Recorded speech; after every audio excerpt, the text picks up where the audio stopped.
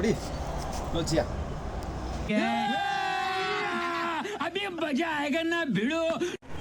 त्यो मैले चिया ल्याउनु भनेकै थिइनँ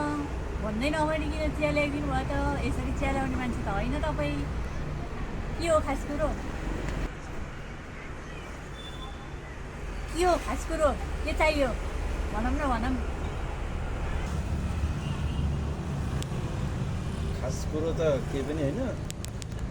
मलाई तिमीसँग एउटा कुरो भन्न छ के रिसाउँ त रिसाउनौ नि रिसाउँदिनँ के कुरा हो भन्नु न पक्का रिसाउँदिनँ के भन्नु छिटो त्यो हाम्रो तल फुलबारी छ नि अँ त्यो श्यामेकी छोरी के अँ त्योसँग मेरो लभ परेको छ अँ अनि त्यसैसँग बिहे गर्न पर्यो भनेर हो के के बोले भाइ के बोले के अरे के भन्न खोजेको हे भगवान् यही दिन देख्नलाई मैले यत्रो भाँती गरेर रहेछु नि यो सुन्नुभन्दा त बरु पहिला मलाई दिएर मारेको भए नि हुन्थ्यो नि